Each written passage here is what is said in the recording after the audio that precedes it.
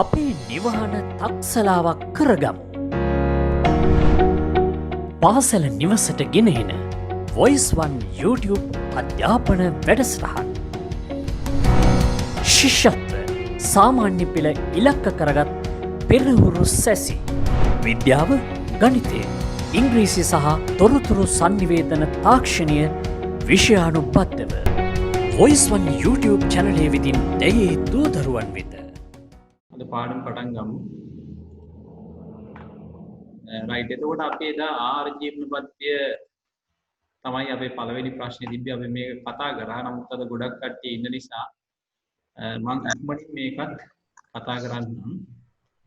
විභගත රචනා ප්‍රශ්න පත්‍රය ඊට කලින් කියන්න ඕනේ මේ පේපර් එක කරලා සමහර අය එවලා තිබ්බා. එතකොට මට ලැබුණා ඒ පේපර්ස්. ඔයගොල්ලෝ කරපුවා. ඒතකොට ඒවැ පොඩි පොඩි අඩුපාඩු දැන් තිබ්බා. ඒ වගේම ගොඩක් අය හොඳට ලියලා තිබ්බා. උත්තර දැන් ඔයගොල්ලෝ ලියපු උත්තර දැන් මගේ උත්තරත් එක්ක සංසන්දනය කරලා බලන්න පුළුවන්. ඔයගොල්ලන්ට අවශ්‍ය නම් මේ ලකුණු දාගන්න. ඔයගොල්ලන්ගේ පේපර් එකේ ඔයගොල්ලෝ මේ සාකච්ඡා කරන අතර ලකුණු දාගන්න. හරියම නම් අපි පළවෙනි ප්‍රශ්නේ බලමු. මිනිසාගේ ආහාර ජීර්ණ පද්ධතිය රූප සටහනක් පාද දැක්වේ. පළවෙනි ප්‍රශ්නේ තියෙනවා ආහාර ජීර්ණ පද්ධතිය සම්බන්ධ පහත කොටස් නම් කරන්න කියලා.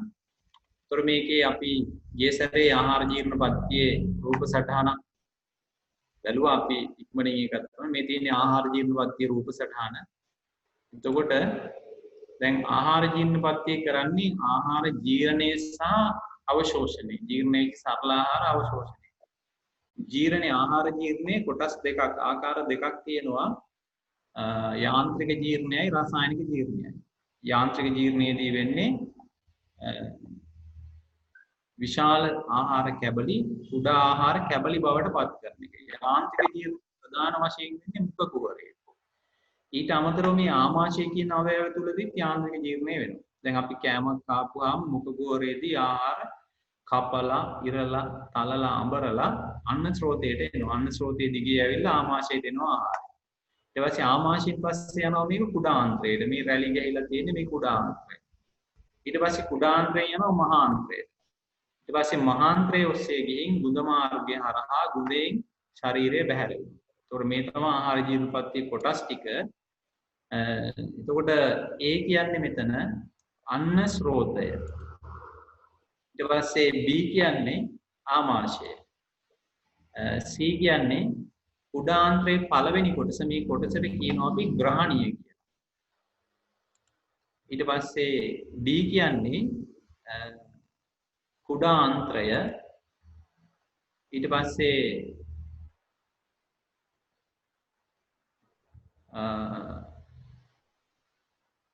E කියන්නේ මහාන්ත්‍රය.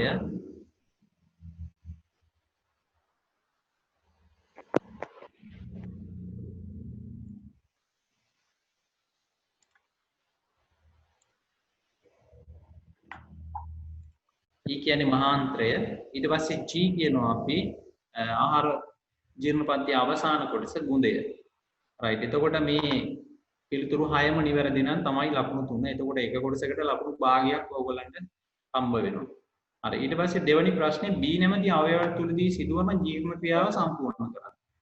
දැන් අපි කිව්වා මේ ආහාර ජීර්ණයේ ආකාර දෙකක් තියෙනවා කියලා. යාන්ත්‍රික ජීර්ණය, රසායනික ජීර්ණය. එතකොට B කියන්නේ ආමාශය. ඒතර ආමාශය තුලදී ආහාර රසායනික ජීර්ණයට ලක් වෙනවා. ඒතර රසායනික ජීර්ණය කියන්නේ සංකීර්ණ ආහාර සරල ආහාර ද්‍රව්‍ය බවට පත් වෙනවා. අපි දන්නවා අපි කෑමට ගන්න ආහාර වල තියෙනවා ප්‍රෝටීන් තියෙනවා. ඊට පස්සේ කාබෝහයිඩ්‍රේට් තියෙනවා පිෂ්ඨය වාගේ. ඊට පස්සේ ලිපිඩ තියෙනවා. මේ වාගේ පෝෂක තියෙනවා. ඒතර මේ පෝෂක එහෙම්මම අපිට උරා ගන්න බෑ. ඔයගොල්ලෝ 10 පන්තියේ පළවෙනි පාඩමේ ඉගෙනගෙන තියෙනවා. පිෂ්ඨයේ අණුවක් කියන්නේ බහු අවයවක අණුවක්. පිෂ්ඨය හැදිලා තියෙන්නේ ග්ලූකෝස් අණු එක දිගට බැඳිලා. හරියට දන්වැලක් වාගේ උදාහරණයකට කියනවා. පිෂ්ඨය කියන්නේ දන්වැල. ඊට පස්සේ මේ පිෂ්ඨය අණුව ආහාර රසායනික ජීර්ණයේදී කරන්නේ පිෂ්ඨය කියන දන්වල ඒකේ පුරුක් වලට කඩනවා. ඒතර එහෙම කඩපුවාම හම්බෙන්නේ අපිට ග්ලූකෝස් අණු. ඉතින් ඒ විදිහට මේ ආමාශය කියන අවයවය තුලදී එන්සයිම දෙකක් නිපද වෙනවා. මේ එන්සයිම දෙක තමයි පෙප්සින් සහ රෙනින් කියලා කියන්නේ. ආමාශය මගින් නිපද වෙනවා.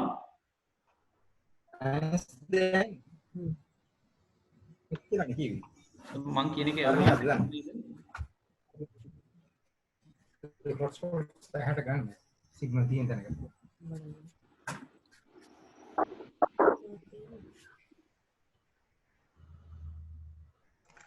දැන් සම්බන්ධ වෙච්ච අය මේ ඒගොල්ලන්ගේ ඔඩියෝ ඕෆ් කරගන්න, මයික් එක ඕෆ් කරගන්න, මියුට් කරගන්න.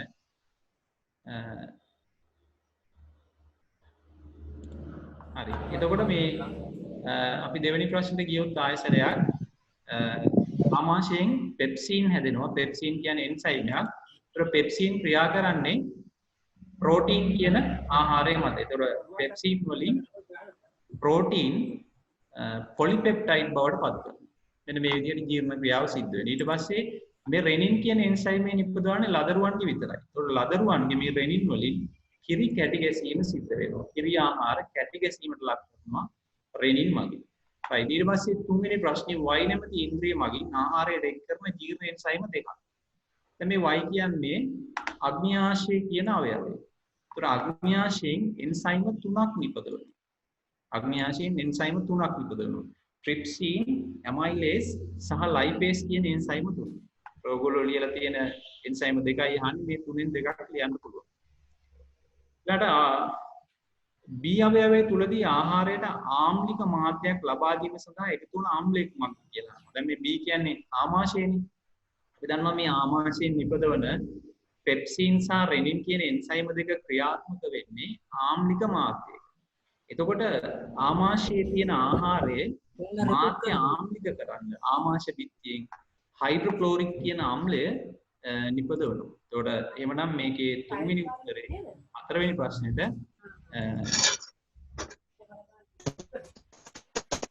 hydrochloric ආම්ලය නැත්නම් HCl. ඒ විදිහටයි ප්‍රශ්නේ බලමු. පුතාලා මේ අලුතින් ආපු කට්ටිය ඔඩියෝ ඕෆ් කරන්න ඕගොල්ලන්ගේ.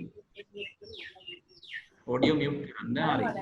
පස්වෙනි ප්‍රශ්නේ pH පරිමාණය භාවිතා කිරීමේදී අම්ලයක් සඳහා වෙන්වී ඇති pH පරාසය සහ ප්‍රබල අම්ලයක් සඳහා pH පරිමාණය ඇති වර්ණය සඳහන් කරන්න. දැන් මේ pH කියලා කියන්නේ දර්ශකයක්. අපි දර්ශක කියන්නේ මේ අම්ල භස්ම හඳුන ගන්න පාවිච්චි කරන රසායනික ද්‍රව්‍ය. පොඩි සරල උදාහරණයක් ගත්තොත් මම ඔයගොල්ලෝ දන්නවා මේ අපි බුලත් විට කන්න ගන්න හුණු සමහරු දැකලා ඇති සුදු පාට හුණු, සමහරු දැකලා ඇති රෝස පාට. ඇත්තටම බුලත් විට කන්න ගන්න අපි ඒකේ රසායනික ද්‍රව්‍ය තමයි කැල්සියම් හයිඩ්‍රොක්සයිඩ්. කැල්සියම් හයිඩ්‍රොක්සයිඩ් කියන්නේ භස්මය. එතකොට කැල්සියම් හයිඩ්‍රොක්සයිඩ් වල ඔරිජිනල් පාට සුදු පාට. එතකොට ඒ හුණු රෝස පාට කරන්න ඒකට දානවා අපි කහ. කහ වලින් තමයි කැල්සියම් හයිඩ්‍රොක්සයිඩ් රෝස පාට කරන්නේ. හරි. එතකොට දැන් මේ තියෙන්නේ මේ දැන් එහෙමනම් දැන් එතෙන්දී මේ කැල්සියම් හයිඩ්‍රොක්සයිඩ් කියන භස්මයට කහ දාපුවාම කහවල වර්ණය රෝස පාට වෙනවා. එතකොට අපිට කහවලටත් කියන්න පුළුවන් දර්ශකයක් කියලා. හරියට මේ pH වාහක දර්ශකයක්. දැන් මේ තියෙන්නේ pH දර්ශකයේ වර්ණ පරාසය. දැන් pH කියන්නේ මම කලින් කිව්වා අපිට අම්ල භස්ම හඳුන ගන්න පාවිච්චි කරන දර්ශකයක්. pH හරුනහම තව දර්ශක කීපයක් තියෙනවා. මෙතිල් ලොරේන් අපි පොඩි පන්ති වල ඉගෙන ගන්න තියෙනවා ලිට්මස් කියන දර්ශකය. දැන් ලිට්මස් වලින් අපිට පුළුවන් අම්ල භස්ම හඳුනගන්න. නේද? ලිට්මස් වර්ග දෙකක් තියෙනවා. රතු ලිට්මස්, නිල් ලිට්මස්. රතු ලිට්මස් භස්මයකට දාපුවාම නිල් පාට වෙනවා. ඒතර භස්ම හඳුනන්නේ රතු ලිට්මස් වලින්. නිල් ලිට්මස් අම්ලයකට දාපුවාම නිල් ලිට්මස් රතු පාට වෙනවා. ඒතර අම්ල හඳුනන්නේ නිල් ලිට්මස්. ඒ වගේ අම්ල භස්ම දෙකම හඳුනගන්න අපිට පුළුවන් pH දර්ශකය. pH කියන්නේ කහ පාට කඩදාසි. කහ පාට කඩදාසි පටි වර්ගයක්. ඒතර pH කඩදාසි කෑල්ලක් අම්ලයකට දාපුවාම ඒකේ වර්ණ වෙනස් වෙනවා. භස්මයකට දාපුවාමත් ඒකේ වර්ණ වෙනස් වෙනවා. මේ තියෙන pH වල වර්ණ. එතකොට pH වල පරාසය තියෙනවා පුතේ 0 ඉඳන් 14 වෙනකම්. අපි ගොඩක් වෙලාවට ඉගෙනගෙන තියෙනවා 1 ඉඳන් 14 කියලා. ඒක කිසි ගැටලුවක් නැහැ. ඔයගොල්ලන්ට උසස් පෙළ රසායන විද්‍යාව ඉගෙන ගන්න ගියාම pH එකේ මේ 0 ඉඳන් 14 කියලා වර්ණ පරාසය ඉගෙන ගන්නවා. අපේ පෙළ පොතේ දීලා තියෙන්නේ මේ වර්ණ පරාසය තමයි 0 ඉඳන් 14. හරි එතකොට pH වල දැන් 0 ඉඳන් 6 දක්වා තමයි අම්ල නියෝජනය කරන්නේ.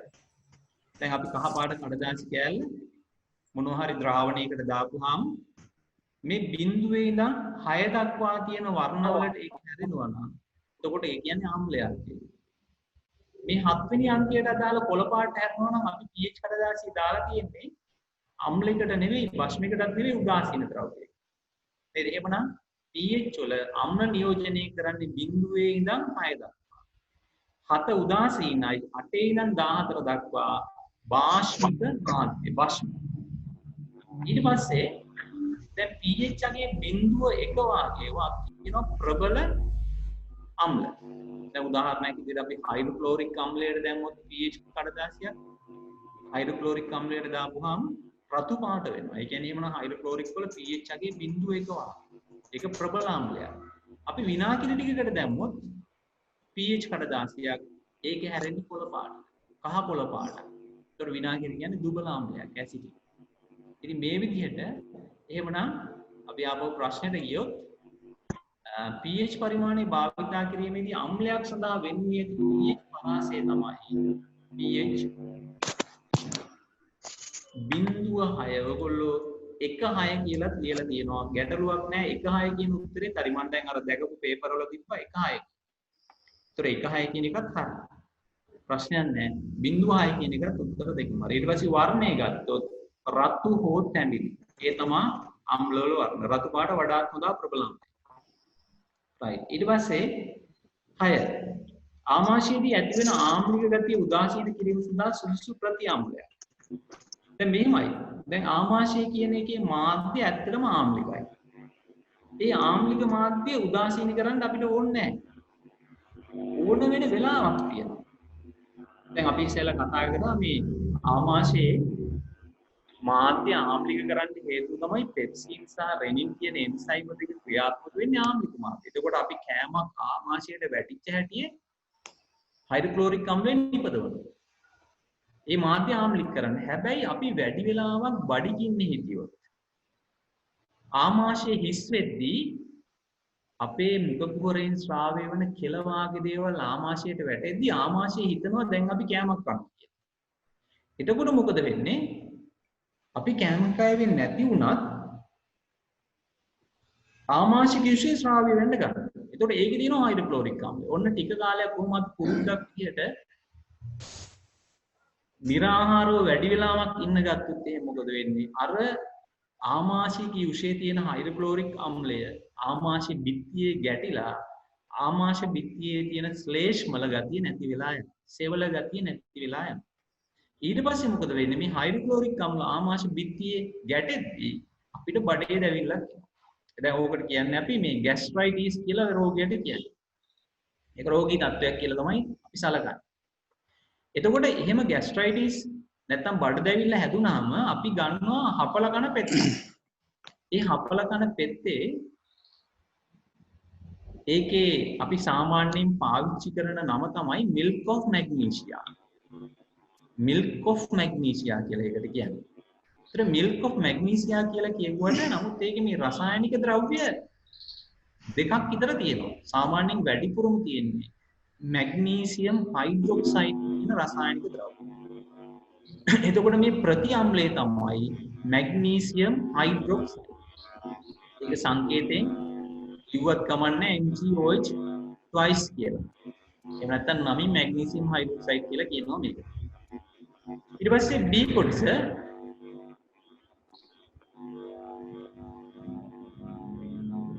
ඊළඟට B කොටසේ එහිදී සිදුවන පහත රසායනික ප්‍රතික්‍රියාව සම්පූර්ණ කරනවා. දැන් මෙතෙන්දි වෙන්නේ මෙහෙම දෙයක්. දැන් අපි ආමාශයේ මේ අම්ල ගතිය ඇති වෙන්නේ හයිඩ්‍රොක්ලෝරික් අම්ලය නිසා. ඒක Cl අම්ලය. එතකොට ඒක උදාසීන කරන්න අපි දානවා මැග්නීසියම් හයිඩ්‍රොක්සයිඩ්. ඕගොල්ලන්ට දෙවනි වාරේ පාඩමක් තියෙනවා අම්ල භස්ම කියලා. ඒ අම්ල භස්ම කියන පාඩමේදී අපි කියනවා මේ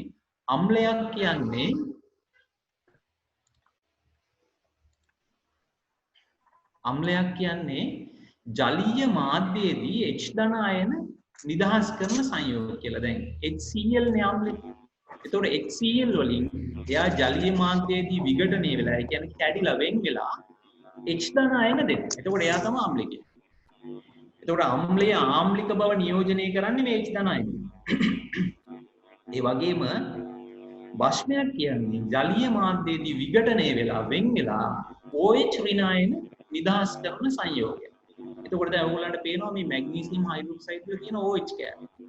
මේ භස්ම හඳුන ගන්න හරි ලේසි මේ රසායනික සංකේතය. ඕනෑම භස්මයක මේ OH කියලා කොටසක් තියෙනවා. මේකට කියන්නේ හයිඩ්‍රොක්සිල් අයන. එතකොට උදාසීනකරණයකදී වෙන්නේ මේ අම්ලයේ ආම්ලික ගතිය උදාසීන කිරීමේදී වෙන්නේ මෙන්න මේ ඉෂ්ඨානායන ප්‍රතික්‍රියා කරනවා.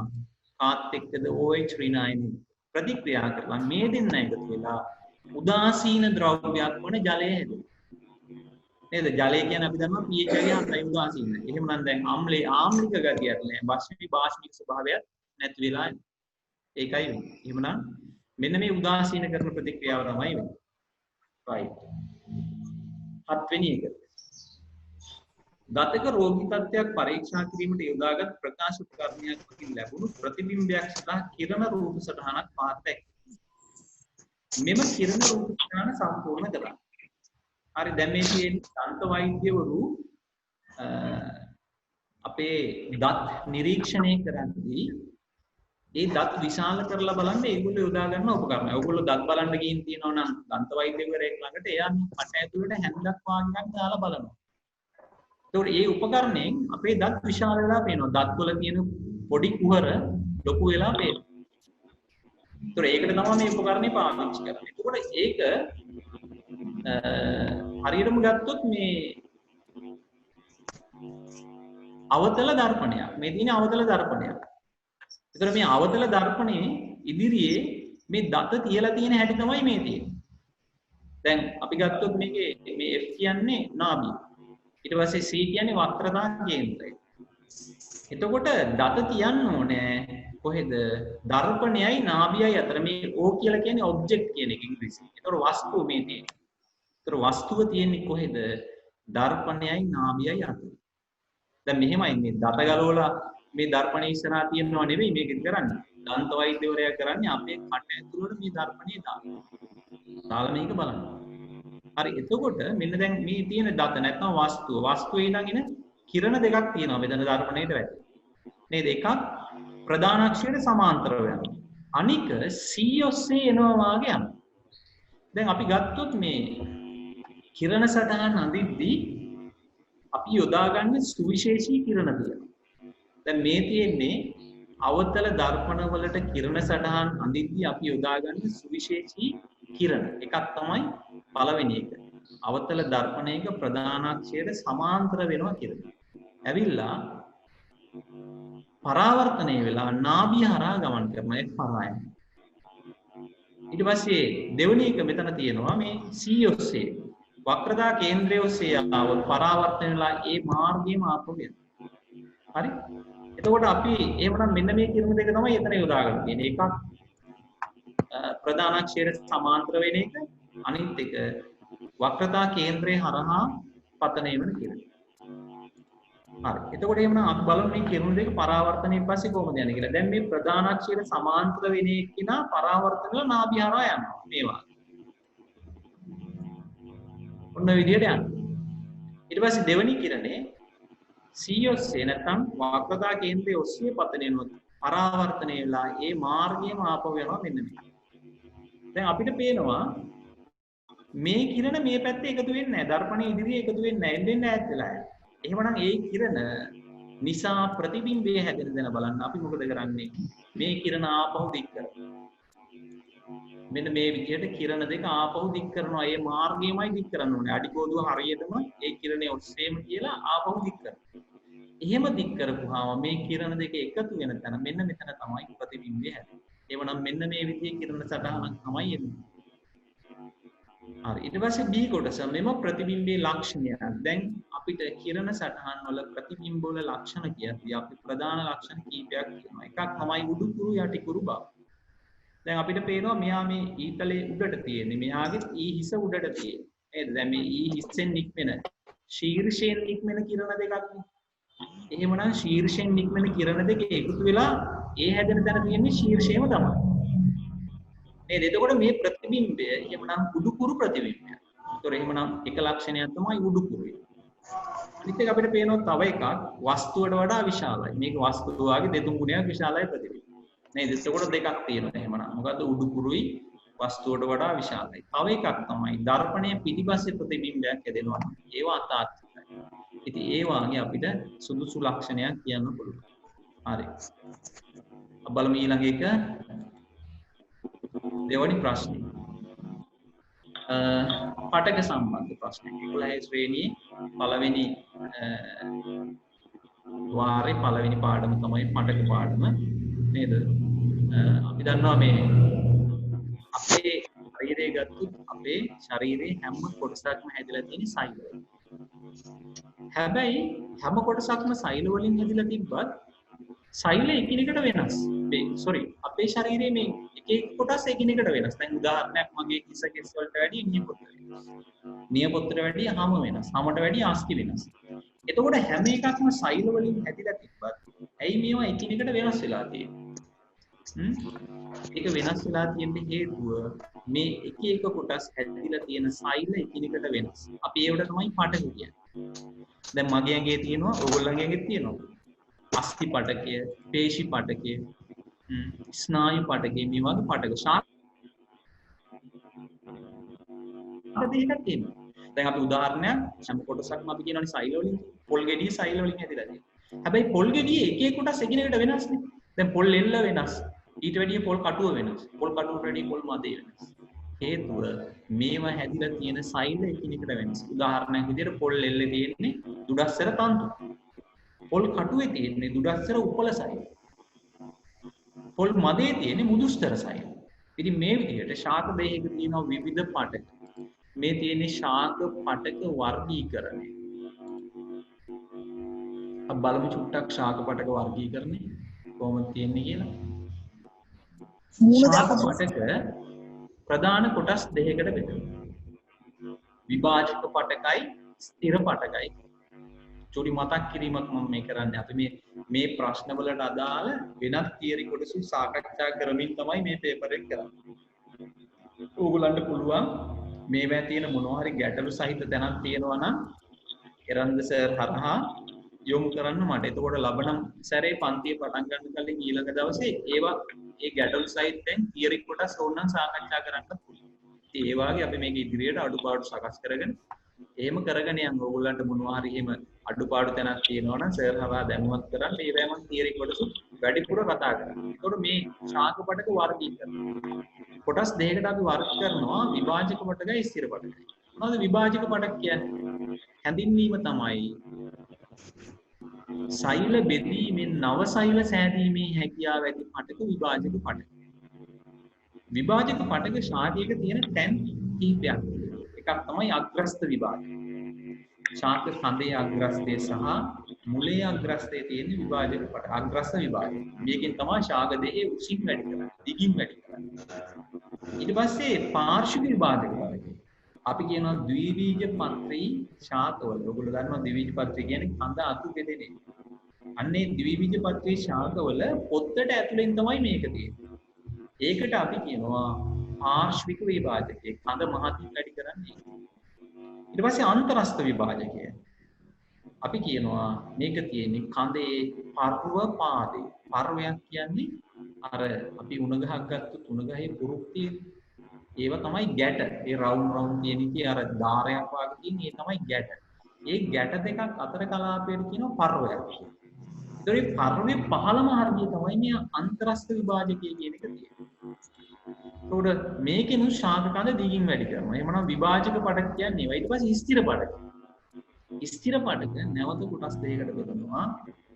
සරල ස්ථිර පටක, සංකීර්ණ ස්ථිර පටක. එතකොට සරල ස්ථිර පටක කියන්නේ එකම සෛල වර්ගයක් විතරක් තියෙනවා. ශාක දේහයක තියෙනවා සරල ස්ථිර පටක වර්ග 3ක්. මෘදුස්තර පටකය, ස්ථූල කෝණාස්තර පටකය, දුඩස්තර පටකය. ඊට පස්සේ සංකීර්ණ ස්ථිර පටක වර්ග දෙකක් තියෙනවා. ශෛලම පටකයයි කොම පටකයයි කියලා. හරි? එහෙමනම් ඔන්න ඔය විදිහට තමයි පටක වර්ගීකරණය වෙන්නේ. මේ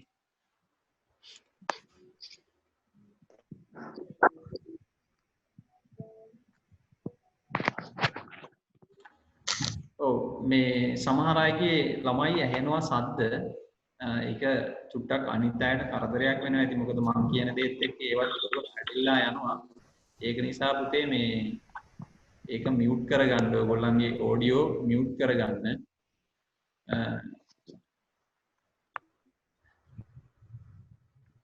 හරි. අපි බලමු ආපහු පාඩමට. එතකොට සෛලම පටකේ ෆ්ලෝයම් පටකේ. සෛලම් පටකේ කියන්නේ ෆ්ලෝයම් පටකේ කියන්නේ කියනවා මේ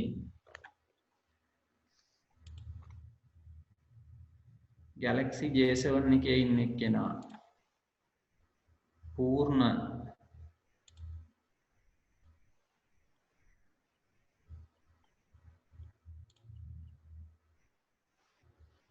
හරි නේද? දැන් හැමෝම මියුට් කරගත්තා නේද? හරි.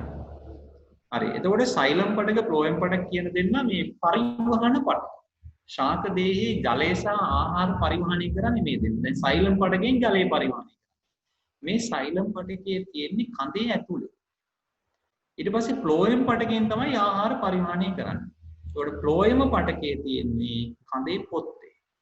හරි? මේවා තියෙනවා සෛල වර්ග කීපයක්. දැන් උදාහරණයක් සෛලම් පටකයේ සෛල වර්ග 4ක්.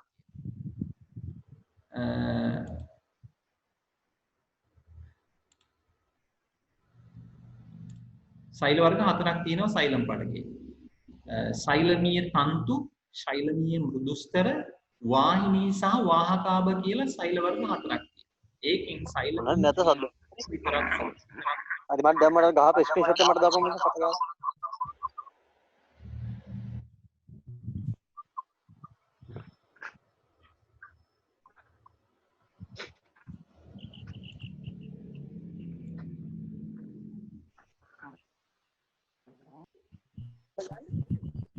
මියුට් කරගන්න ඔඩියෝ ටික.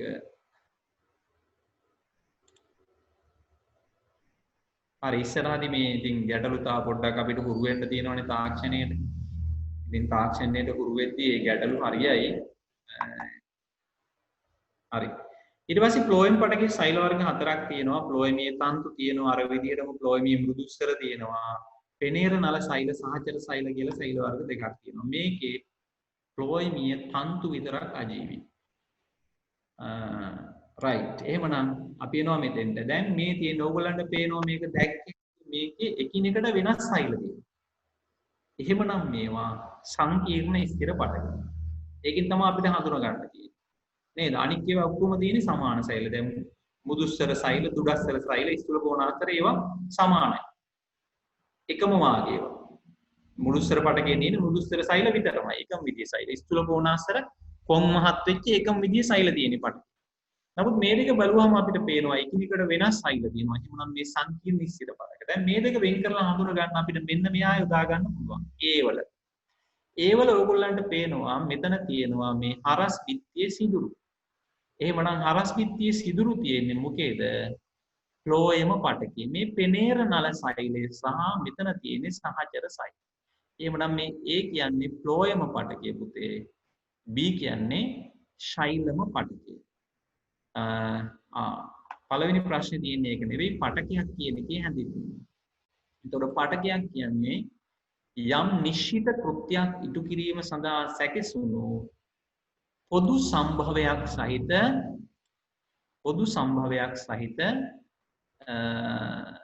සෛල සමූහයක් කියලා තමයි හඳුන්වන්නේ. සෛල එකතුවක් කියලා. එතකොට මෙන්න මේක තමයි පටකයක හැඳින්වීම. හරි දැන් මේක ගිය සැරේ O level ප්‍රශ්නයක්. නිශ්චිත කෘත්‍යයක් ඉටු කිරීමට සැකසුණු පොදු සම්භවයක් සහිත සෛල එකතුවක්.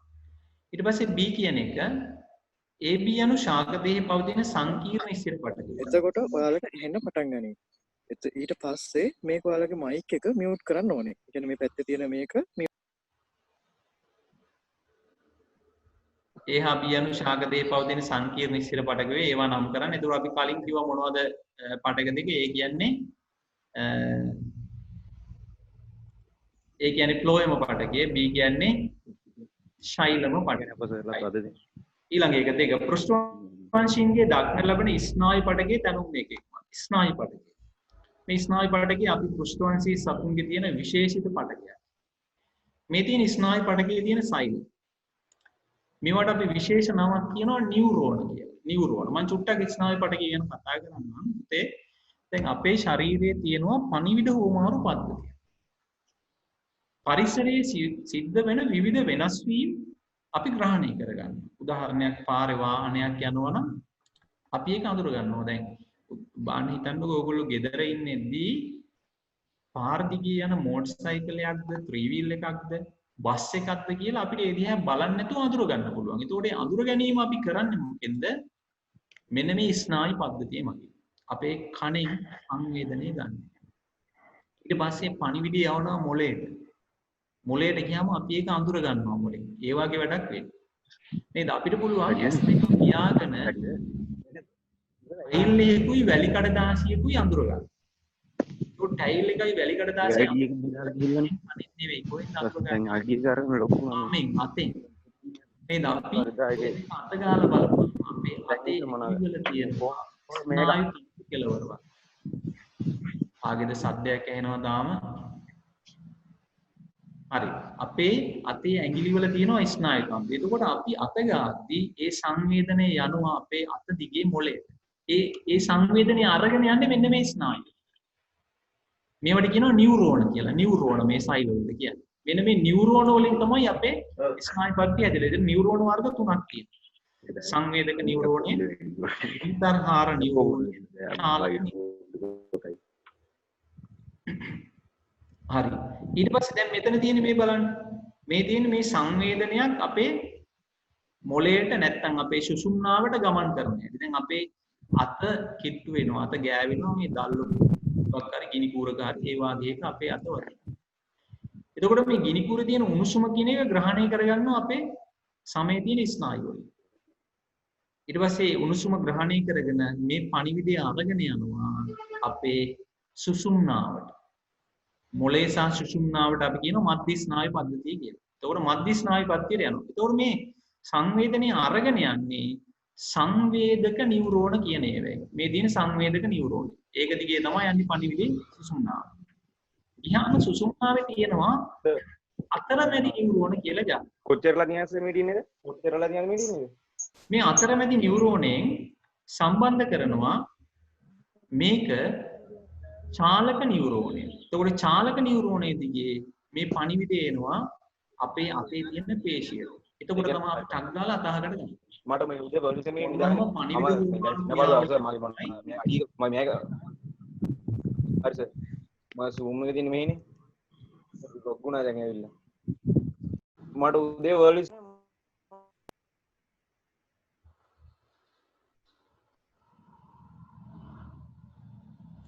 හරි. එතකොට මේ ඔය විදිහට තමයි මේ පණිවිඩ හුමාරුව වෙන්නේ. හරි. එහෙමනම් අපි මේ අපේ ස්නායු පද්ධතියේ සුසුම්නාවටයි මොළයටයි කියනවා මධ්‍ය ස්නායු පද්ධතිය. ඒ මධ්‍ය ස්නායු පද්ධතිය ඇතුලේ තමයි මේ අතරමැදි නියුරෝන කියන ඒවා තියෙන්නේ. මේ අන්තර්හාර නියුරෝන නැත්නම් අතරමැදි නියුරෝන තියෙන්නේ සුසුම්නාවේ මොළේ. හරි. සංවේදී අවයව. ඇස, කන, නාසය, දිව, සම කියන සංවේදී අවයව වලින් සංවේදන අරගෙන එනවා මෙන්න මේ සංවේදක නියුරෝන වලින්. පණිවිඩය අරගෙන එනවා. ඊට පස්සේ අපේ මොළයෙන් සහ සුෂුම්නාවෙන් දෙනවා ප්‍රතික්‍රියාව. මොකද්ද කරන්න ඕනේ කියන එක. එතකොට අන්නේ මොකද්ද කරන්න ඕනේ කියන පණිවිඩේ චාලක නියුරෝනෙන් තමයි අරගෙන යන්නේ මේ පේශි වලට. ඔන්න ඔය විදිහයි පණිවිඩ හුමාරුව සිද්ධ වෙන්නේ. දැන් අපි උදාහරණයක් කිව්වොත් මෙහෙම එකක්. දැන් මම පාර දිගේ ඇවිදගෙන යද්දී මම දකිනවා බල්ලෙක්. ටිකක් බල්ලා ටිකක් වස පාටයි. එතකොට අපි මේ බල්ලාගේ සංවේදනය මොළයට යවනවා. එහෙන් තමයි ඒක ග්‍රහණය කරන්නේ. ඇසේ ඉඳන් මොළයට යනවා සංවේදක නියුරෝන. ගිහින් මොළයෙන් කල්පනා කරනවා දැන් මේ බල්ලා කයිද දන්නේ අපිට. එහෙම කල්පනා කරලා ඊට පස්සේ මොළයෙන් දෙනවා අපිට පණිවිඩයක්. මොකද පණිවිඩයක දුවන්න හරි පොල්ලක් ගන්න හරි කියලා මොළෙන් තමයි අපිට දෙන්නේ. එතකොට අපේ කකුල් දෙකේ පේශියට පණිවිඩය එනවා දුවන්න කියලා. අපේ මෙන්න මේ චාලක නියුරෝනේ හරි. ඒ ඔන්න ඔය විදිහේ පණිවිඩ හුමාරුවක් තමයි වෙන්නේ. අපි බලමු අපේ ප්‍රශ්නය ඊළඟට. ඒතකොට පෘෂ්ඨවංශීන්ගේ දක්න ලැබෙන ස්නායු පටකයේ තැනුම් මේකක තමයි නියුරෝන කියන්නේ. දෙවැනි එක තුන්වෙනි උත්තර ප්‍රශ්නේ මධ්‍ය ස්නායු පද්ධතියේ සිට කාරක පේශි වෙත ආවේග ගෙන යන ස්නායු. එතකොට මොළයේ සහ සුෂුම්නාවේ ඉඳන් අපි ගිය පේශි වලට නැත්නම් කාරක අවයව වලට පණිවිඩ අරගෙන යන්නේ චාලක නියුරෝන වල. රොන්න විදියටයි සිද්ධ වෙන්නේ. හරි. ඊළඟට පහත් දක්වා ඇත්තේ මිනිස් දේහය තුල පිහිටා ඇති පේශි පටකවල රූප සටහන්. දැන් අපේ ශරීරයේ අපි චලන සියලුම චලන පාලනය කරන්නේ මෙන්න මේ පේශි වලින්. පේශි වර්ග තුනක් තියෙනවා. නේද? මේ තියෙන සිනිඳු පේශි සෛල, මේවට කියනවා කංකාල පේශි. මේ තියෙන හෘද පේශි. හෘද පේශි තියෙන හෘදේ විතරමයි. කංකාල පේශි තමයි අපේ අස්ථි වලට සම්බන්ධ වෙලා තියෙන්නේ. අපේ අත්වල, කකුල් වල නේද? මේ ඇඟේ වැඩිපුරම තියෙන්නේ මේ කංකාල පේශි. ඊට පස්සේ අභ්‍යන්තර අවයව වල තියෙනවා මෙන්න මේ සිනිඳු පේශි. මේ සිනිඳු පේශි කියන අභ්‍යන්තර අවයව. උදාහරණයක් අපේ රුධිර වාහිනී බිත්තියේ තියෙනවා සිනිඳු පේශි. දැන් රුධිර වාහිනිය වල චලන වෙනවද? ඔයගොල්ලෝ දැකලා ඇති ළමයි රස්නේ දවසට අපිට ගොඩක් දාඩිය දාන රස්නේ දවසට රුධිර වාහිනී පිම්බෙනවා. අපේ අත්වල නේද නහර පිම්බිලා තියෙනවා.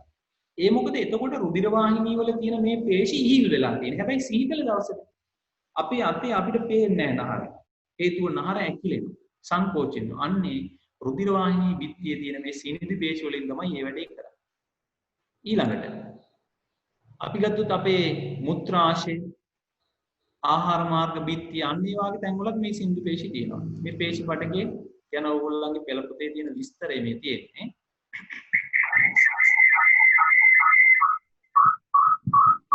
මේ පේශි පටකයේ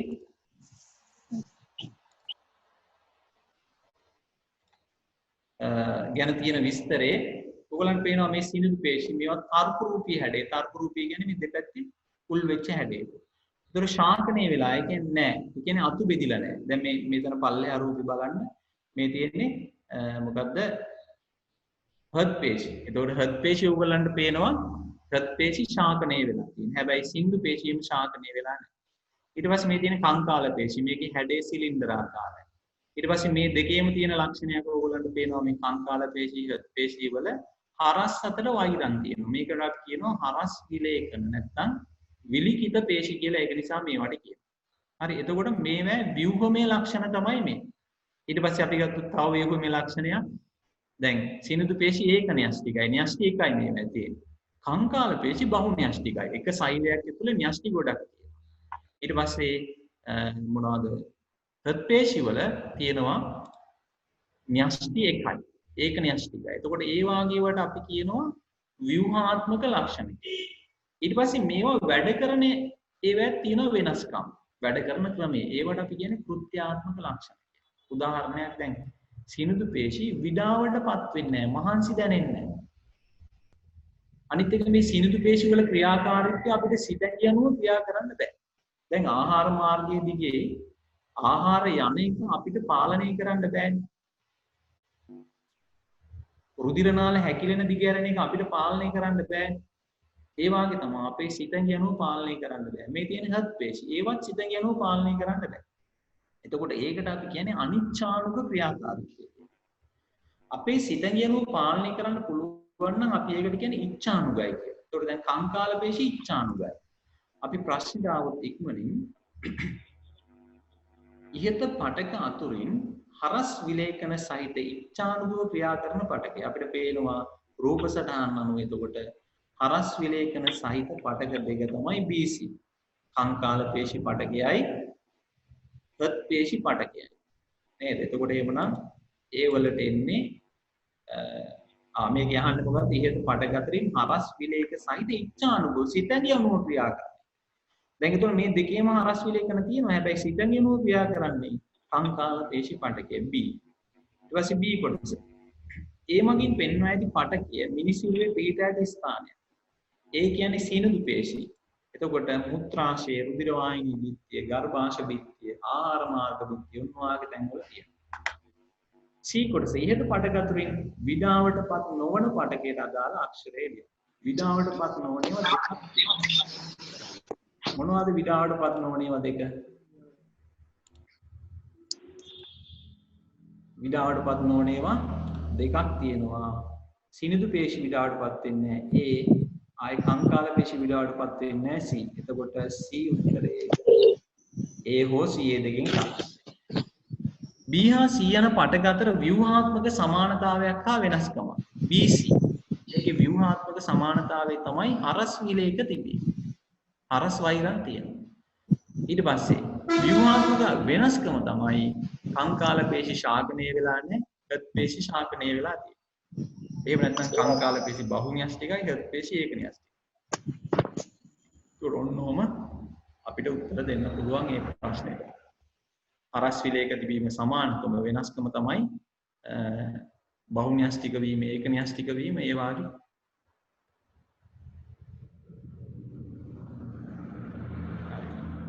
අපි ඊළඟ ප්‍රශ්නෙට යනවා. ජීවීන් තුල සිදුවන සෛල විභාජනයේ ඌනන විභාජනයේ සහ අනූනන විභාජනය යන ආකාර දෙකකි. එම විභාජනයේ සිදුවන අවස්ථාවකින් සඳහන් කරන්න. දැන් මොකද්ද මේ සෛල විභාජනය කියන්නේ?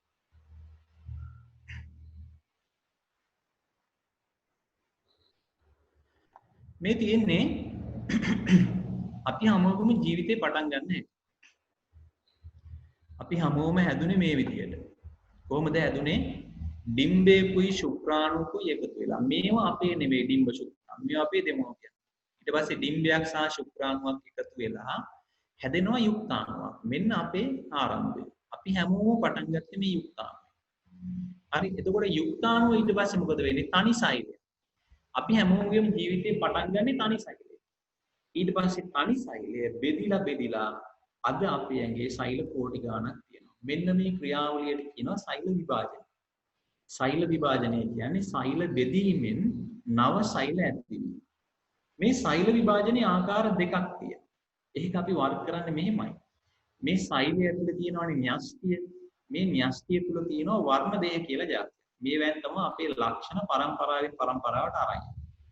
එතකොට මේ වර්ණ දේහ ඊළඟ පරම්පරාවට ගමන් කරන ආකාරය තමයි සෛල විභාජනයේ ආකාර දෙකකට බෙදෙන්නේ. එක විභාජන ක්‍රමයක් තියෙනවා. මාතෘ සෛලයේ වර්ණ දේහ සංඛ්‍යාවම දුහිතෘ සෛල වලට යනවා. දැන් මේ යුක්තාණුවේ වර්ණ දේහ 46ක් තියෙනවා. ඊට පස්සේ මේ සෛල හැම එකම වර්ණ දේහ 46 ගානෙම තියෙනවා. එතකොට වර්ණ දේහ සංඛ්‍යාව අඩු වෙන්නේ නැතුව සෛල බෙදෙනවා නම් අපි ඒකට කියන්නේ අනූනන විභාජනය. අඩු වෙන්නේ නැහැ.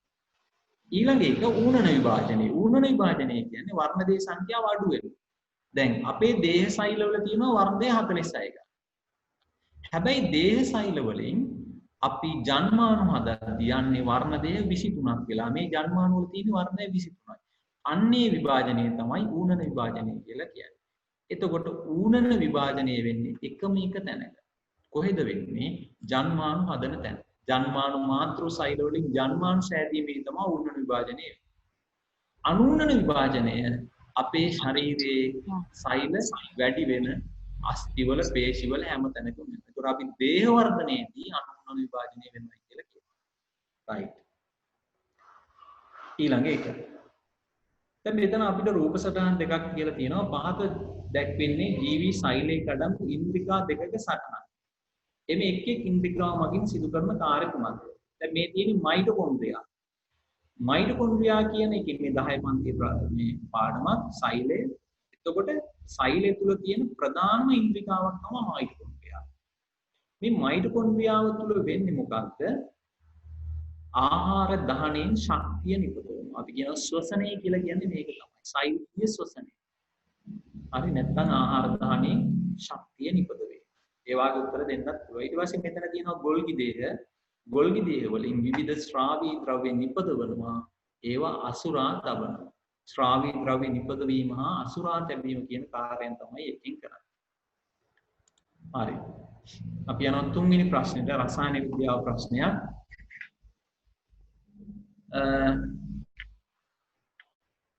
ආවර්තිතා වගුවේ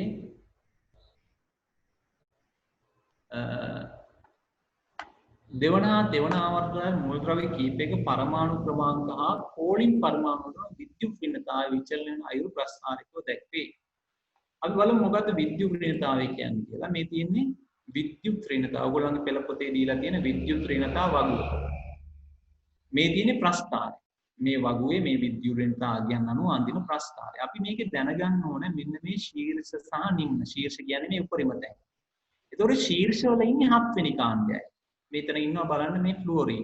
මේ තියෙන්නේ ලිතියම් බෙරිලියම්. මේ දෙවෙනි ආවර්තයනේ. ඒතකොට දෙවෙනි ආවර්තය ටික තමයි මේ ඉන්නේ. ඒතකොට ආවර්තයේ වමේ ඉඳන් දකුණට යද්දී විද්‍යුත් ඍණතාවයේ ටික වැඩි වෙනවා. වැඩි වෙලා උඩරිම වෙනවා 7 වෙනි කාණ්ඩය.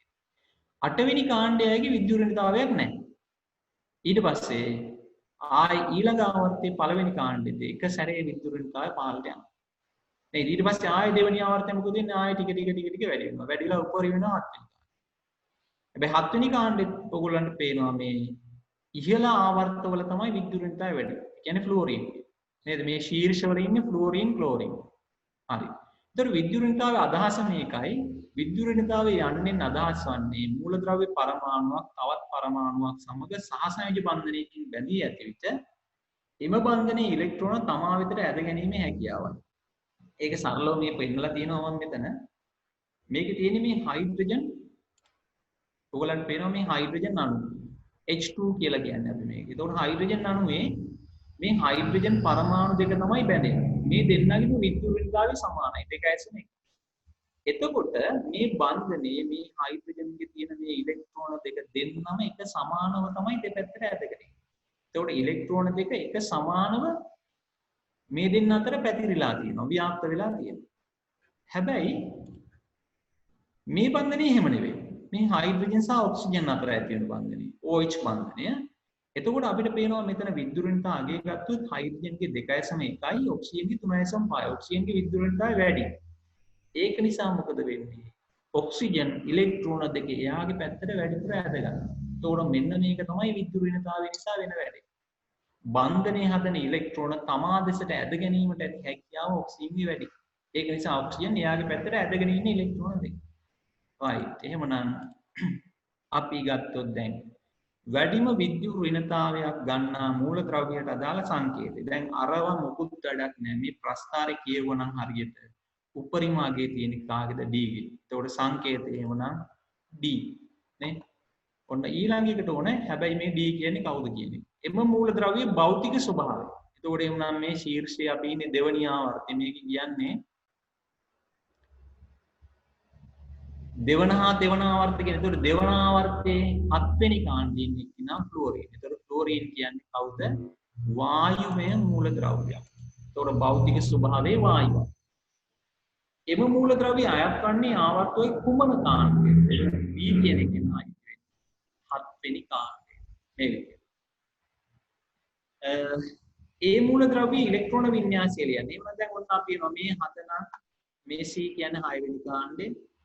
B කියන්නේ 5 වෙනි කාණ්ඩය. A කියන්නේ දෙවනි ආවර්තයේ 4 වෙනි කාණ්ඩය.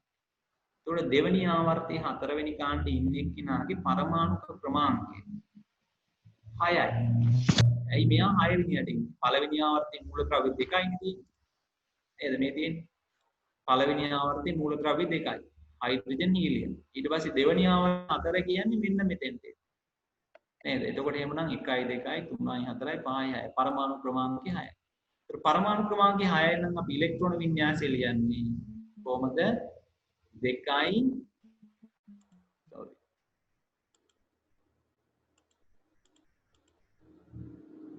ඊළඟ ප්‍රශ්න 2යි 4 නේ.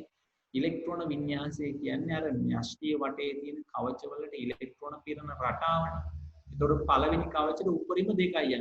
ඒතකොට මෙයාගේ තියෙන ඉලෙක්ට්‍රෝන 6න් දෙකක් යනවා පළවෙනි කාණ්ඩෙට පළවෙනි කවචෙට. ඊට පස්සේ 6න් දෙකක් ගියාම 4ක් තියෙනවා. ඊටු තව ඒ 4 යනවා දෙවෙනි මේ කවචෙට. එහෙමයි වෙන්නේ. right. තුන්වෙනි ප්‍රශ්නේ. C හා E මූලද්‍රව්‍ය සංයෝජනීය සාධන සංයෝගයේ රසායනික සූත්‍රය ගොඩනගනවා. හරි CE දැන් ඕගොල්ලන්ට ඇත්තට මේ ප්‍රස්ථාරයෙන් ඕගොල්ලෝ ඉගෙන ගන්න ඕනේ මේගොල්ලෝ ඉන්න කාණ්ඩ මොනවද කියලා හඳුන ගන්න. දැන් D කියන්නේ 4 නම් C කියන්නේ 6. ඊට පස්සේ තව එකක් දැනගන්න ඕන අපි රසායනික සූත්‍රයක් ලියන්න නම් මොකද්ද සංයුජතාවය දැනගන්න. 6 වෙනි කාණ්ඩයයි සංයුක්තාවේ 6. ඊට පස්සේ E කියන්නේ දැන් මේ 7 ඊට පස්සේ අපි කිව්වා 8 වෙනි කාණ්ඩයක් නෑ විද්‍යුරින්තා ප්‍රස්තාවය. ඒක එහෙමනම් E කියන්නේ 3 වෙනි ආවර්තයේ පළවෙනි කාණ්ඩය කියනවා. පළවෙනි කාණ්ඩයේ සංයුක්තාවය 1යි. ඔයගොල්ලෝ සංයුක්තාවය හොයන්න ක්‍රම කීපයක් තියෙනවා. මතක තියාගන්න පහසුම ක්‍රමය තමයි මේක. පළවෙනි කාණ්ඩයේ සංයුක්තාව ඔක්කොම 1යි. දෙවෙනි කාණ්ඩයේ සංයුක්තාවය 2යි. තුන්වෙනි කාණ්ඩයේ සංයුක්තාවය 3යි. හතරවෙනි කාණ්ඩයේ සංයුක්තාවය 4යි. පස්වෙනි කාණ්ඩයේ සංයුක්තාවය 5යි නෙවෙයි 3යි. පස්වෙනි කාණ්ඩේ 3යි, හයවෙනි කාණ්ඩේ 2යි, හත්වෙනි කාණ්ඩේ 1යි. එහෙම මතක තියාගන්න. ඒකට ලේසි. අටවෙනි කාණ්ඩේ බිඳුවයි. ඒකට එහෙමනම් මෙතනින් පටන් අරන් ඔය ටික මතක තියාගත්තා නම් හරි. right. ඊළඟට එහෙමනම් දැන් අපි සංයුක්තා දන්නවා. මොනවද දන්නේ? C වල 6 වෙනි කාණ්ඩ 2යි. E වල පළවෙනි කාණ්ඩ සංයුක්තාව 1යි. නේද? ඊට පස්සේ කොහොමද රසායනික සූත්‍රය ලියන්නේ? මේ තියෙන ලියන හැටි. නේද? අපි මූලද්‍රව්‍ය දෙක ලියා ගන්නවා. C සහ E. ඊට පස්සේ C ගේ සංයුක්තාවය එයාගේ යටින්ම ලියනවා 2යි. E ගේ සංයුක්තාවය එයාගේ යටින් ලියනවා 1යි. ඊට පස්සේ මේ තියෙන විදිහට පුවමාරු කරලා ලියනවා සංයුක්තාවය. එතකොට C යටට එනවා 1, E යටට එනවා 2. මේ C ගේ 2 E යටට එනවා. එතකොට C E 2. මේක අනිත් පැත්තට ලිව්වත් කමක් නැහැ. ඒ කියන්නේ E2 C කියලා මේ C මෙහාට ගත්තත් ඒක ගැටලුවක්. එහෙමනම් උත්තරේ වෙනි ප්‍රශ්නෙට CE දෙකක් පිළිගන්නවා. E2 C කියන එකත් පිළිගන්නවා. එහි බන්ධන ස්වභාවය. ඊළඟ එක. ආසේ සිලක් මම. ඔව්. දැන් C කියන්නේ 6 වෙනි කාණ්ඩ එකක්. එතකොට E කියන්නේ පළවෙනි කාණ්ඩේ. පළවෙනි කාණ්ඩේ 6 වෙනි කාණ්ඩේ යන. මෙයා ප්‍රබල විද්‍යුත් ධනයක් කෙනෙක්. E. විද්‍යුත් ඍණතාවය අඩු අයට කියන්නේ විද්‍යුත් ධන මූලද්‍රව්‍ය කියලා. විද්‍යුත් ඍණතාවය වැඩි අයට කියනවා විද්‍යුත් ඍණාය කියලා. ඒතකොට ප්‍රබල විද්‍යුත් ධන ප්‍රබල විද්‍යුත් ඍණාය අතර හැදෙන්නේ අයනික බන්ධන. ඕගොල්ලෝ නිකමට මෙහෙම මතක තියාගන්න. පළවෙනි කාණ්ඩේ 6 වෙනි කාණ්ඩේ. පළවෙනි කාණ්ඩේ 7 වෙනි කාණ්ඩේ. දෙවනි කාණ්ඩේ 6 වෙනි කාණ්ඩේ. දෙවනි කාණ්ඩේ 7 වෙනි කාණ්ඩේ. ඔන්න ඔය කාණ්ඩ අතර හැදෙන්නේ ආයනික බන්ධන. හැබැයි හයිඩ්‍රජන් සම්බන්ධ වෙනවා නම් පළවෙනි කාණ්ඩේ ආයනික බන්ධන හැදෙන්නේ නැහැ. ඒක සහසයලි බන්ධන. ආයසරයක් මම කියනවා පළවෙනි කාණ්ඩේ 6 වෙනි කාණ්ඩේ, පළවෙනි කාණ්ඩේ 7 වෙනි කාණ්ඩේ, දෙවනි කාණ්ඩේ 6 වෙනි කාණ්ඩේ, දෙවනි කාණ්ඩේ 7 වෙනි කාණ්ඩේ කියන කාණ්ඩ අතර හැදෙන්නේ ආයනික බන්ධන. හයිඩ්‍රජන් සම්බන්ධ වෙනවා නම් මොනවා හරි බන්ධනයකට ඒක ආයනික බන්ධනයක් වෙන්නේ නැහැ. උදාහරණයක් ජලය H2O ඔක්සිජන් වලින් හයිඩ්‍රජන් අතරයි බන්ධනය තියෙන්නේ. නමුත් ඒක ආයනික බන්ධනයක් නෙවෙයි සහසයයි. HCl හයිඩ්‍රොක්ලෝරික් නේද? හයිඩ්‍රජන් පළවෙනි කාණ්ඩ, ක්ලෝරින් 7 වෙනි කාණ්ඩ. නමුත් ඒක සහසයන්ගේ බන්ධනය. හරි අපි බන්ධන පාඩම පුළුවන් වුණොත් බන්ධන හැදෙන හැටි කතා කරමු අපි වෙලාව. එතකොට මේ ඒක මම මොකද එහෙම වෙන්නේ කියලා දෙන්න. right. ඊළඟ ප්‍රශ්න. ඔයාලා හරිය නැහැ ඒක.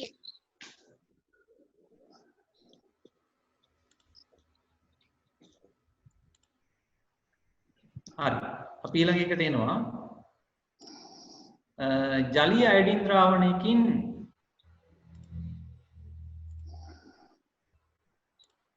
ජලීය අයඩින් ද්‍රාවණයකින් අයඩින් වෙන් කර ගැනීමේ ක්‍රියාකාරකමට අදාළ රූප සටහන් දෙකක් පහත් දැක්වේ. දැන් මේ උපකරණයටත් කියන්නේ බේරුම් පුනීලය P කියන එක. P දක්වා ඇති විද්‍යාගාර උපකරණය බේරුම් පුනීලය මේකට කියන්නේ. මේ ක්‍රියාකාරකම සමහන්ට ඔයගොල්ලන්ගේ ඉස්තෝලෙදි කරලා ඇති. මේකෙදි කරන්නේ මේ ජලයේ දිය වෙලා තියෙන අයඩින් වෙන් කරගන්නවා. අයින් කරගන්නවා. සම්පූර්ණයෙන් අයඩින් ටික වෙනම ගන්නවා එළියට.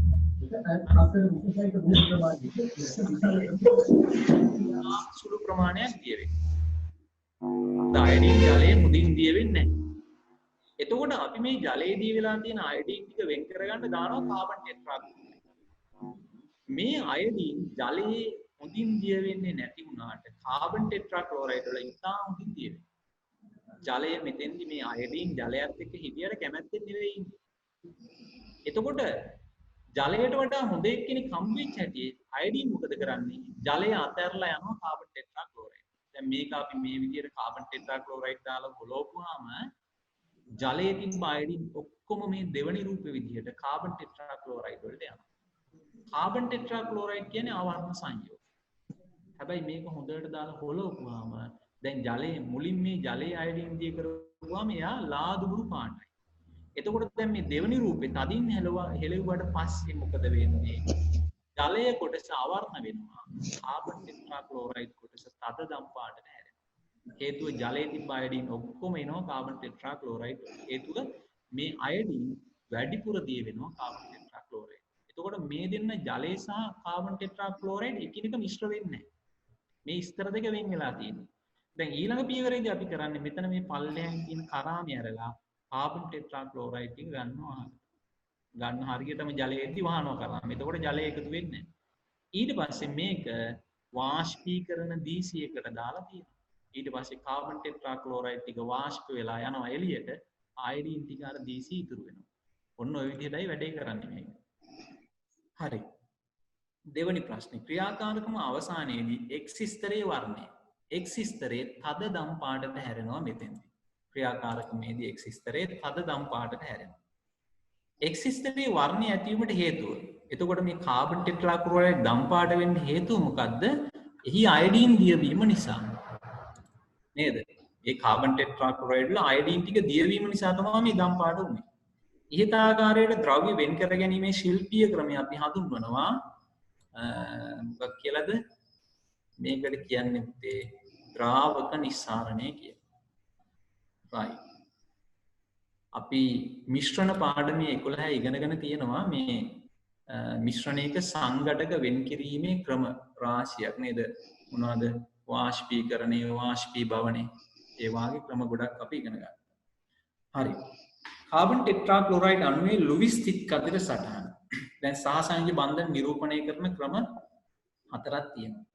ලුයිස් තිත් කතර සටහන, ලුයිස් තිත් සටහන, ලුයිස් ව්‍යුහය තුනයි. හරි? එතකොට තිත් කතර සටහන කියන්නේ එක පරමාණුක ඉලෙක්ට්‍රෝන තිත් වලින් අනික් පරමාණු ඉලෙක්ට්‍රෝන කතර වලින්. එතකොට මේ තමයි තිත් කතර සටහන. මම මේකට ඉවර වෙලා මේක ඇඳලා පෙන්නන්නම් අපි අඳින හැටි.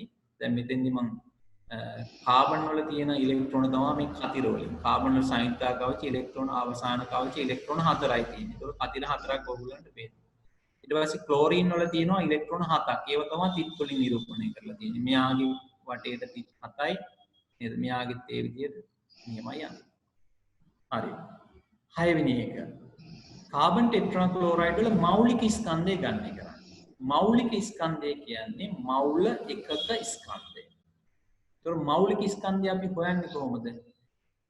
සාපේක්ෂ අණුක ස්කන්ධය හොයලා ඒක ග්‍රෑම් වලින් දක්වපුවාම ඒ තමයි මෞලික ස්කන්ධය.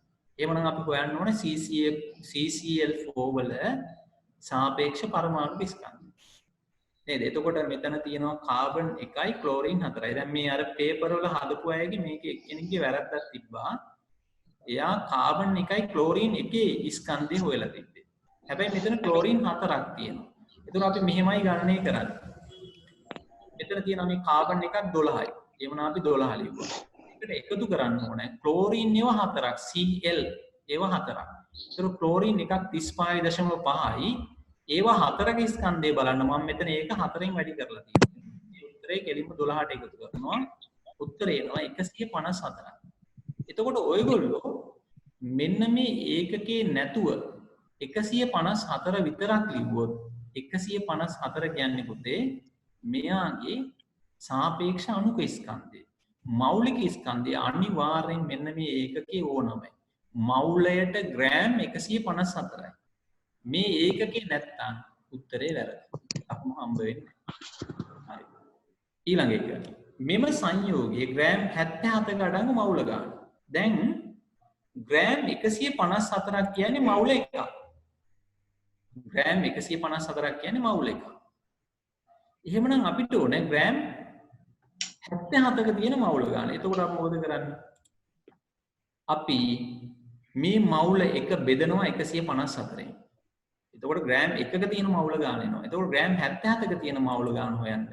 මෙන්න මේ විදිහට ඒක වැඩි කරනවා 77. 1 බෙදලා 154න් වැඩි කරනවා 77. එතකොට අපිට එන උත්තරේ මවුල 0.5යි කියලා. හරි. හතරවෙනි ප්‍රශ්නේ අවසාන එක. අපි මේකත් කතා කරමු චුට්ටක්. වැඩිපුර වෙනවා ගියා. ගැටලුවක් නෑ මම හිතන්නේ. හතරවෙනි එක සරසුලක් වයලීනයක් හා පියානෝකින් සී ස්වරය. කියන්නේ සා ස්වරයට අපි ඔය වෙස්ටර්න් බටහිර සංගීතය කියන්නේ සී කියලා. වාදනය කළ විට කැතෝඩික කිරණ දෝලනයක්ෂයක් මගින් ලැබුණු තරංගාකාර රූපය දැක්වේ. ඊට සංගීත භාණ්ඩ අතුරින් තත් භාණ්ඩයේ කුමක්ද? අපි විද්‍යාවේදී සංගීත භාණ්ඩ වර්ග කරනවා තත් කම්පණයෙන් කන් නිපදවන වායු කඳන් කම්පණයෙන් කන් නිපදවන සහ පටල සාධක කම්පණයෙන් භාණ්ඩ. තත් කම්පණයෙන් කන් නිපදවන එක තමයි වයලීනය. හරි. රූප සටහනේ තරංගාකාරයේ සැලකිල්ලටගෙන ස්වීස්වරය කියන්නේ සාස්වරය. මේ සාස්වරය තමයි වාදනය කරලා තියෙන්නේ. අදාළව පහත වගුව සම්පූර්ණ කරන්න. දැන් අපිට මේ භාණ්ඩ තුනෙන් සාස්වරය වාදනය කරපුවාම ඒවා ඇහෙන හැටි එකිනෙකට වෙනස්. වයලීන් එකට වැඩිය පියානෝ හඬ වෙනස්. ඒ හඬ වෙනස් වෙන්න බලපාන කරුණු තුනක් තියෙනවා. අපි ඒවට කියනවා ධ්වනි ලාක්ෂණික. එතකොට එකක් තමයි තාරතාවය, අනික විපුලතාවය නැත්නම් හඬේ සැර, අනික ධ්වනි ගුණය. එතකොට දැන් තාරතාවය කියන්නේ තරංගයක සංඛ්‍යාතයේ මත රඳා පවතින ගුණයක්. සංඛ්‍යාතය කියන්නේ තප්පරයකට වෙන කම්පන ගාන. දැන් මේ තරංග තුනේ සංඛ්‍යාතය අපි මෙහෙමයි හඳුනගන්නේ. බලන්න මේ හැම තරංගයකම ශීර්ෂ ගාන නිම්න ගාන සමානයි. දැන් මේවා මේ සාස්වරේ වාදනය කරන්න කියලා. සාස්වරේ වාදනය කරා නම් මේ හැම තරංගයකම සංඛ්‍යාතය හර්ට්ස් 256යි. එතකොට ඒක අපිට මෙතනින් අඳුර ගන්න මෙහෙමයි. මේ ශීර්ෂ ගාන නිම්න ගාන මේ හැමෝගෙම සමානයි. බලන්න මෙතන. ශීර්ෂ 1යි 2යි 3යි 4යි. මෙයාගෙත් 1යි 2යි 3යි 4යි. එතකොට මෙයාගෙත් එහෙමයි. මේ දෙකම තමයි ශීර්ෂයක් විදිහට ගන්න. 1යි 2යි 3යි 4යි. එහෙමනම් මේ අයගේ සංඛ්‍යාතයේ තාරතාවය සමානයි. ඊළඟට විපුලතාවය කියන්නේ හඬේ සැර. හඬේ සැර වැඩි වෙද්දී මෙන්න මේ තරංගයේ උස විස්තාරය වැඩි වෙනවා. මේක ඉහළට යනවා තව. විස්තාරය වැඩි වෙනවා. ඒතර විස්තාරය වැඩි වුණොත් තමයි හඬේ සැර වැඩි වෙන්නේ. නමුත් ඕගොල්ලන්ට පේනවා අපි මෙහෙම මැදින් ඉරක් ගැහුවොත් මේ තරංග ටිකේ මේ හැමෝගෙම වාගේ එකම උසක් වාගේ තියෙන ආසන්න වශයෙන්. මොකද මේගොල්ලන්ගේ හඬේ සැර වෙනස් කියලා පෙන්වන්න ඕන නම් ඒගොල්ලන්ට මේක වැඩිපුර උසට අදින්න තිබ්බා. එහෙම එකක් නෑ. බොහෝ දුරට මේවා උස සමානයි. මට පේන හැටියට. එහෙමනම් මේකේ හඬේ සැරත් සමානයි කියලා තමයි අපිට වඩා සුදුසු ගන්න එක. හැබැයි මේ රූපේ පොඩි පොඩි අඩුපාඩු තියෙන්න පුළුවන්. හරි? ඊළඟ එක ධ්වනි ගුණය. ධ්වනි ගුණය කියන්නේ මෙන්න මේ තරංගයේ හැඩය අනුව රඳා පවතින ගුණය. දැන් මේවා අපේ කනට ඇහෙන ශබ්ද වෙනස් වෙන්න හේතුව තමයි ධ්වනි ගුණය. එතකොට ධ්වනි ගුණය අපි හොයාගන්නේ කොහොමද? තරංගයේ හැඩය වෙනස් නම් ධ්වනි ගුණය වෙනස්. වයලීනෙන් සාස්වරේ වාදනය කරපුවාමයි, බටනලාවකින් සාස්වරේ වාදනය කරපුවාමයි ඒවා අපිට වෙනස් විදිහට හැදෙන්නේ. ඇහෙන්නේ මෙන්න මේ ධ්වනි ගුණය වෙනස් නිසා. එහෙමනම් ධ්වනි ගුණය අසමානයි. හරි. මේක කියනවා ස්වීස්වරයේ සංඛ්‍යාතයේ හර්ට්ස් 250 වලින් දක්වයි සාස්වරේ. මින් අදහස් කරන්නේ. දැන් සංඛ්‍යාතයේ අර්ථ දැක්වීම තමයි තප්පර එකකදී සිදුවන කම්පන සංඛ්‍යාව. දැන් හිතන්නකෝ වයලීනේ තතෙන් වයලීනෙන් අපි සාස්වරේ වාදනය කරනවා. එතකොට මේ වයලීන් එකේ කම්බිය තප්පරයකට 256 වාරයක් කම්පණය වෙනවා. ඒක තමයි ඒකේ අදහස. දැන් උදාහරණයක් විදිහට මේ උඩ තියෙන ඉර හිතන්නකෝ මේ තමයි වයලීනේ කම්බිය. මේ කම්බිය මෙහෙම මැද පිහිටුමේ ඉඳන් ඉහළට ගිහින් ආය පහළට ගිහින් ආය මැදට එනවා. ඒතකොට කම්පන එකයි. ඒ වාගේ ඒවා 256ක් වෙනවා තප්පරයකට. සාස්වරේ වාදනය කරද්දී එහෙමනම් හර්ට් 256 කියන එකේ තේරුම ඒකයි. එය නිපදවන සංගීත භාණ්ඩයේ තප්පරයකට කම්පන 256ක් සිදු කරනවා කියලා. ඉතින් මේ අදහස තිබ්බනම් ඇති උත්තරේ. 4. වයලීනයකින් නිකුත් වන ශබ්ද තරංගයක් සහ ගුවන් විදුලි තරංගයක්. දැන් වයලීනයකින් නිකුත් වෙන්නේ ධ්වනි තරංගයක්. නමුත් ගුවන්විදුලි තරංගයක් අපි කියනවා විද්‍යුත් චුම්බක තරංගයක්. එතකොට නිකන් ශබ්ද තරංගයක් ගත්තාම දැන් මගේ කටහඬ ගන්නකො. දැන් මගේ කටහඬ මගේ ඉඳන් මගේ මයික් එකට එන්නේ ධ්වනි තරංගයක් විදියට. එහෙම ධ්වනි තරංගයක් විදියට යන්න මාධ්‍යයක් ඕන. හැබැයි මයික් එකේ ඉඳන් ඔයගොල්ලන්ට ඇහෙන්නේ මේ වෙලාවේ කොහොමද? මගේ මේ ධ්වනි තරංගය අපේ මේ ජංගම දුරකථනයෙන් හරි මොඩම් එකෙන් හරි මගේ කටහඬ පරිවර්තනය කරනවා විද්‍යුත් චුම්බක තරංගයකට. ඒ විද්‍යුත් චුම්බක තරංගය තමයි ඔයගොල්ලන්ට. එතකොට ඒ විද්‍යුත් චුම්බක තරංගය ඊටාම වේගයෙන් නේද ආලෝකයේ ප්‍රවේගයෙන් එනවා යාට. ඒ වගේ අපි ඉගෙන ගත්ත මේ විද්‍යුත් චුම්බක තරංගවල ගුණ ගැන. ඒ පාඩමේ තියෙනවා මේ ගැන විස්තර ගොඩාක්. ඉතින් කතා කරන්න කිව්වොත් වෙනම පාඩමක් ඒක. හරි අපි සමානතාවය තමයි මේ තරංග දෙකෙන්ම ශක්තිය සම්ප්‍රේෂණය කරනවා. එක තැනකින් නම් තවත් තැනකට ශක්තිය සම්ප්‍රේෂණය කරනවා මේ තරංගවල. අසමානතා ගොඩක් තියෙනවා. ධ්වනි තරංගයක් ගමන් කරන්න මාධ්‍යයක් ඕන. නමුත් විද්‍යුත් චුම්බක තරංගයේ මාධ්‍යයක් ඕනේ. දැන් මේ මොහොතේ පවා අඟහරුගේ ගොඩබස්වල මිනිස්සු යවපු යානා තියෙනවා. NASA එකෙන්. ඒ වයින් අඟහරුගේ ෆොටෝ අරන් එවනවා පොළවට. හැබැයි අඟහරු සහ පොළව අතර කිසිම මාධ්‍යයක් නැහැ. එහෙනම් සම්ප්‍රේෂණය වෙන්න මාධ්‍යයක් අවශ්‍ය නැහැ. ගුවන්විදුලි තරංග.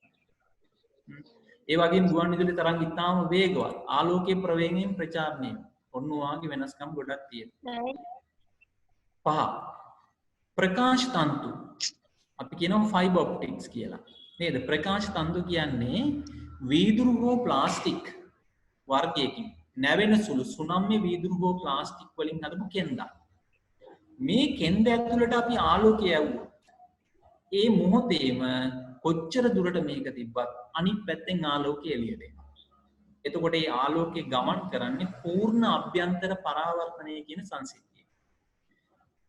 එහෙමනම් ප්‍රකාශ තන්තු සංනිවේදනය සඳහා යොදා ගැනීමේදී ආලෝකය සම්බන්ධ කුමන සංසිද්ධිය භාවිතාවේද පූර්ණ අභ්‍යන්තර පරාවර්තනය. ඇතුලෙන් නැමිලා හැම මේ පූර්ණ අභ්‍යන්තර පරාවර්තනල අනිත් පැත්තේ කෙරවලට යනවා. මේ මොහොතේම යනවා. ඒක නිසා බොහොම වේගවත් සංනිවේදන කටයුතු වලට මේ ප්‍රකාශ තන්තු පාවිච්චි කරනවා. මේක ඔයගොල්ලෝ කරලා ඇති. හොඳින් ඉරුවෙලිය ඇති දහවල් කාලයක උත්තර කාචයක් යොදාගෙන පුළුන් කැබල්ලක් ගිනි දල්වා ගැනීම සිදුවන අවස්ථාව. එතකොට මේ කාචයෙන් කරන්නේ සූර්යාලෝකයේ ආලෝකය එකතු කරනවා. ආලෝකය විතරක් නෙවෙයි මේ සූර්යාලෝකයේ තියෙන තාප කිරණත් මේ උත්තර කාචයෙන් එකතු කරනවා. ඒක අභිසරණය කරනවා මෙන්න මේ විදියට. එක තැනකට එකතු කරනවා. එතකොට තාප කිරණ ටික එකතු වුණාම පුළුන් කැබල්ලේ ජලන ඒක අයි වෙන්නේ. හරි. අපි අවස්ථාන ප්‍රශ්නෙත් බලමු. පාසාන් කාලය සඳහා භාවිතාන විද්‍යුත් චුම්බක තරංග වර්ගය සම්පූර්ණ කරන්න ශරීර අභ්‍යන්තරයේ අස්තියක් භග්නයක් කියන්නේ අස්තියක් බිඳුනොත් කැඩුනොත් අපි ඒක හඳුන ගන්න පාවිච්චි කරන්නේ X කිරණ. පිළිකා සෛල විනාශ කරනවා.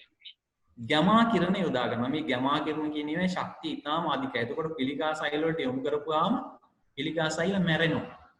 කරන්ට් එක ගලනවා කියලා කියන්නේ පිළිකා රෝගීන්ට මෙන්න මේ ප්‍රතිකාර.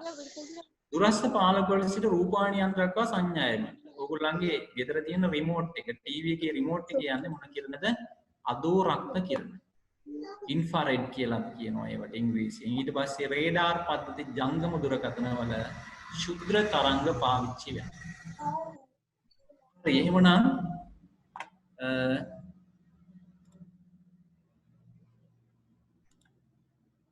මම හිතන්නේ අපි ව්‍යුහගත රචනා පේපර් එක කතා කරා විනාඩි 20ක් විතර අපි දාගත්තු වෙලාවෙන් වැඩි වෙලා තියෙනවා. ඒක කිසි ගැටලුවක් නැහැ. මට ගැටලුවක් නැහැ. මම හිතන්නේ ඔයගොල්ලන්ටත් ප්‍රශ්නයක් නැති වෙයි.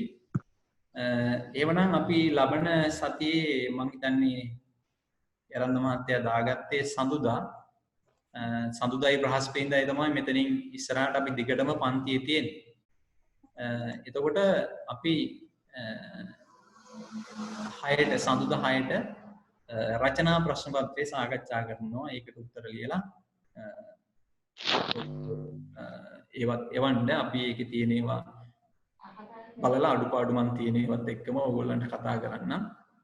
Voice One YouTube නාලිකාව දැයි දූතරුවන් වෙත ගෙනෙන තවත් ප්‍රජා මෙහෙවරක්.